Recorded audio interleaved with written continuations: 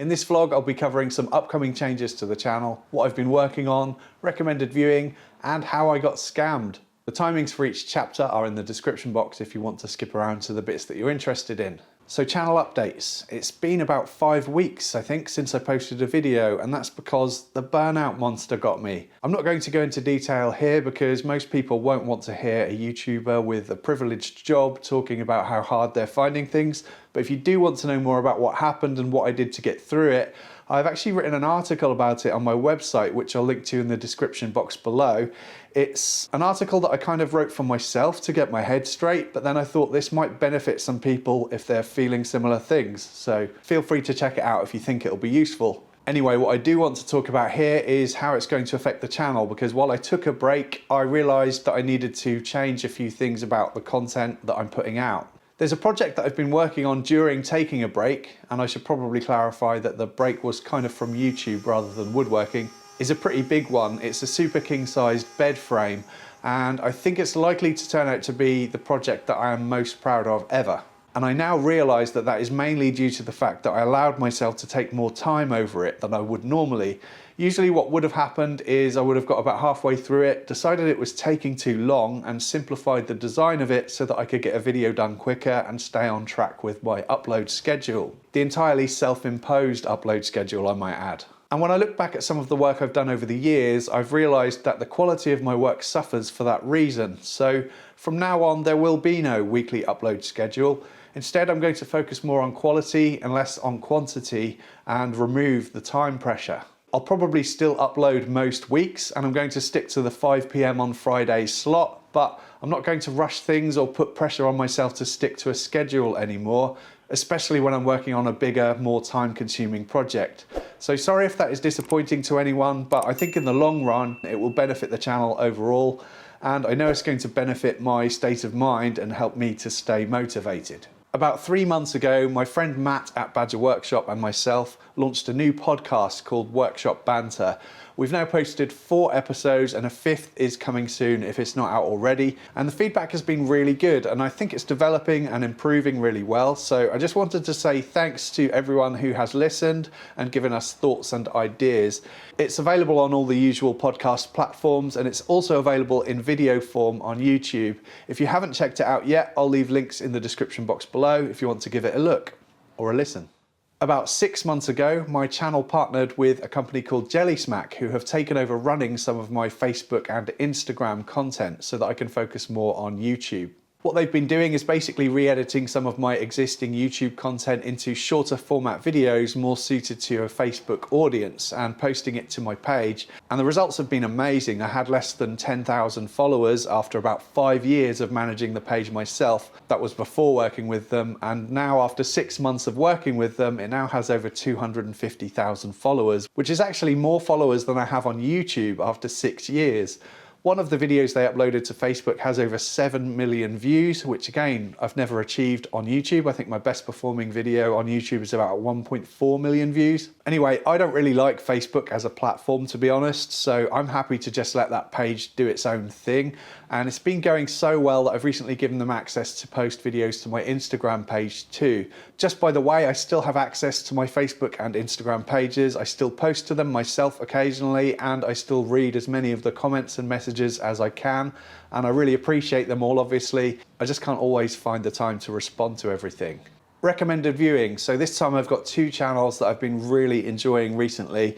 The first is John's Furniture Repair, a channel featuring a lady called Trina, who is an absolute master of furniture restoration, repairs and refinishing. If you're wondering who John is, well, I was too actually. I think it's her father who manages the business. If you like those kind of videos, you should definitely check out the channel. And if you'd like a good place to start, I'd highly recommend a video called The Customers Cried When They Saw This One, where she works on a Maddox bureau.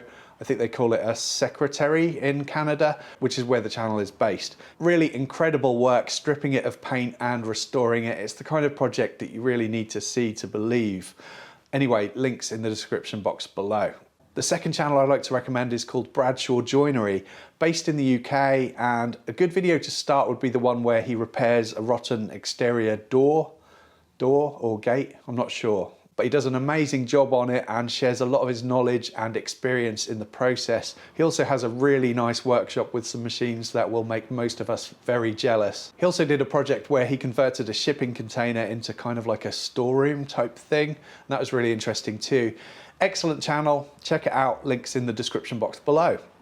This video is sponsored by Traderify, an all-in-one job management application for busy tradespeople, and it's available on both mobile and desktop apps. It's a fantastic piece of software designed to take all of the hassle out of managing things like dealing with incoming inquiries, raising quotes, issuing and tracking invoices, timesheets, appointments, GPS job tracking, financial and productivity reporting, and more. For a free 14-day trial, use the link in the description box below.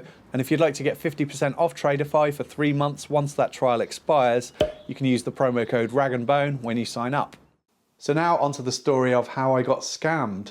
A few months back, I built a pergola patio cover thing with a polycarbonate roof, and I laid a new patio.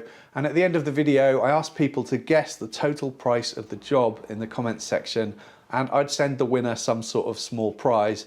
It wasn't a big deal, it was a just for fun kind of situation, and this is a story with many twists and turns, so you might want to make yourself comfortable. I later released a follow-up video talking about the total price of the job and announcing the winner, and asked them to contact me either via email or Instagram to claim the prize. A couple of days passed and I got an email from someone claiming the prize. Initially, I was a little bit suspicious for 2 reasons.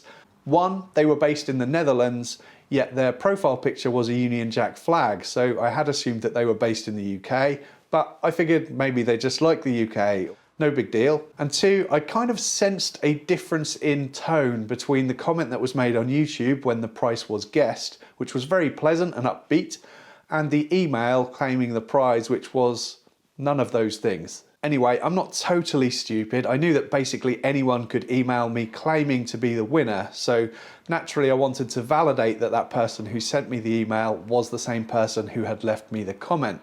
So I asked them to write another comment on any of my YouTube videos just saying #winner, just so that I could confirm that it was them by matching the profile picture and user ID with the original post. That way I'd know that they were the winner and I could send out the prize. A few minutes later, the comment appeared saying #winner. The user ID and the profile picture matched the user ID and profile picture of the winning guess.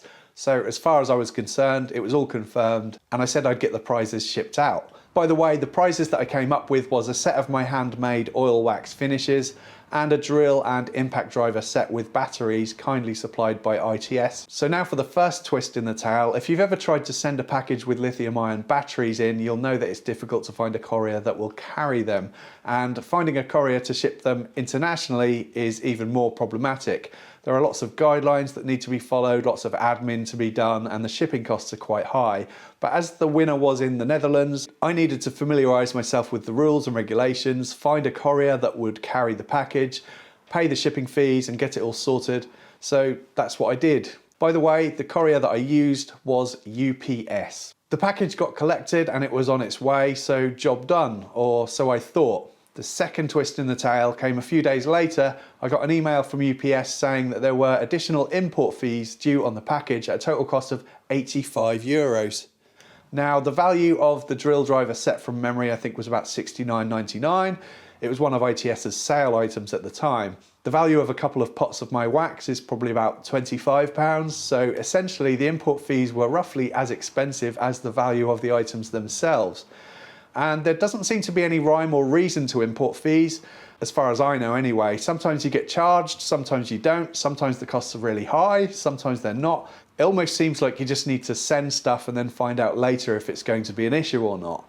A good example of that, I've actually been sent some free items from a supplier based in Germany before that were sent to me supposedly for free, like these parallel clamps and this router table lift and router motor, but I ended up paying around £300 in import fees in order to get them delivered to me, which also happened to be UPS shipments.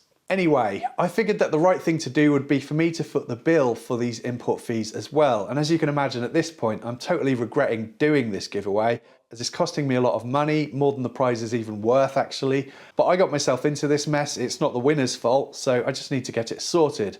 But before I paid for the import fees, the third twist in the tale happens. Basically, I got an excited message via Instagram from someone also claiming to be the winner of the prize. But this time, not only does the tone of the message seem to match the tone of the original comment that was made on the video when the prize was guessed, but this person was also based in the UK. So at this point, it kind of dawned on me that somehow the person who'd emailed me originally had not only fraudulently claimed to be the winner, but had also created a YouTube account with the same Union Jack profile picture and the same user ID as who I now believe to be the real prize winner, who had messaged me on Instagram. Now, what's really strange is that I thought that YouTube user IDs were specific to one person, but somehow this person had managed to create a profile with exactly the same user ID in order to post the validation comment to prove to me that they were the same person who had originally made the guess. I still don't understand how they managed to do that, but anyway, I sent a message back to the real winner of the item on Instagram, apologising profusely. I explained the situation, that I had effectively been conned and I had unfortunately sent the item to a low-life scammer, and that I'd need some time to figure out a way of making it up to him. And at this point, I'm regretting the giveaway even more, obviously. I got a message back from the real prize winner, and that person is so nice and pleasant and understanding and basically says, don't worry about it, it's not your fault. But of course I feel awful at this point, and I know that I want to make it up to the winner in some way, so I ask him to give me some time just to figure things out. Then comes the fourth twist in the tale. I get 2 emails from UPS, one saying that the receiver, the scammer that is, has refused to pay the import fees. So I thought to myself, well, that's good. The second email said that the receiver, the scammer, will be collecting the parcel. So I wrote to UPS asking, which is it? And they can't tell me. At this point, I make UPS aware of what's happened, that the receiver has basically fraudulently claimed to be the winner of the item, and I tell them that I need the item returned to sender, i.e. me, so that I can get it to its rightful owner. UPS say, okay, they will return it to sender. Problem solved, I thought. But then came the 5th twist in the tale. A few days pass and I'm emailing UPS back and forth asking for updates as to what's going on, but they can't give me any information. Basically, they just keep telling me that they keep sending emails to the branch where the package is at, but they're not getting any response back. They can't tell me if it's been returned to sender. They can't even tell me if the package has been located. Then, the 6th twist in the tale, I get an email from UPS with a new tracking number saying that the item has been returned to sender. When I look into the tracking information, it has been sent from the Netherlands to Germany. Why? I have no idea whatsoever. At this point, several weeks have passed. No progress has been made at all, so eventually I raise a complaint with UPS because I want to find out why the package was mysteriously sent to Germany for no apparent reason when I was told it was being returned to me. I took great care in putting the complaint together. I documented everything that had happened on each date, the content of each email, and I get an email back saying they're looking into it. A couple of days pass, and then I get a call from UPS, and it goes something like this. Hello, UPS here, just calling about your complaint. Hello? Okay. The package is abandoned. Well, what does that mean? The package was abandoned. Abandoned by who? The package was never collected and we wrote to you, but we heard nothing back from you. Have you actually read my complaint? Yes, I have. Please wait a moment while I just read it again. Okay, I see you've been in touch with us several times about the package. Yes, so who has abandoned the package? I will need to investigate this further and get back to you.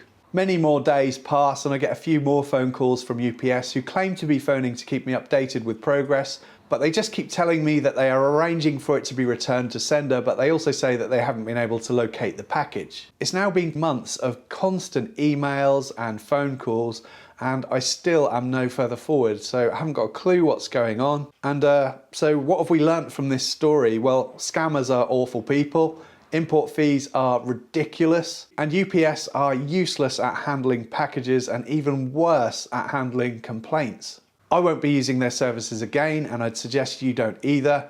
And finally, the chances of me doing another giveaway on this channel anytime soon are pretty slim. That's it for this one. No tool talk in this episode because I don't have anything new. And sorry if that last segment came across as a bit of a rant. Stay tuned to the channel for the bed project, which will be the next video. And if you'd like to help support the channel, you can find links in the description box below to my YouTube channel membership and Patreon pages, where you can get exclusive content, free project plans and cut lists, early access to the videos, and a name credit at the end of the videos. Thanks for watching.